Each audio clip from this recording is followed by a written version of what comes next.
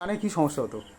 কানে খুব ছোটবেলা থেকেই কানের পুঁজ হতো। আর সমস্যা হতো? হ্যাঁ। শুনতে পেতেন ভালো? না না, আদৌ নয়। আচ্ছা। তারপরে তো এই কয়েকদিন থেরাপি নেওয়ার পরে এটা ওই রিংটোনটা শোনা যায়, হ্যাঁ।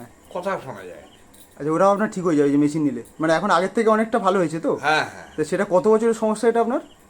ও কত 2.5-3 বছর থেকে এই 76 বছর, এবার ধরুন 74 বছর। মানে 74 বছর আপনার সমস্যা, তাই তো? হ্যাঁ। তো 74 বছরের সমস্যা আপনার এতটা উপকার হয়ে গেল কদিনে? 15 দিনে? তা আপনি ভাবুন, আপনি এবারে 2 মাস নিলে কি হতো? হ্যাঁ 15 দিন তাও নয়, 3-4 দিন গ্যাপ হয়েছে। হ্যাঁ। তো উনি কতদিন নিচ্ছেন এই থেরাপিটা? কত কাকু 13 দিন? ওই 10 তারিখ থেকে 3 দিন বাদ গেছে। হ্যাঁ, হ্যাঁ। তো ওনার এই থেরাপি নেওয়ার পরে কি কি মানে বেনিফিট হয়েছে এখন?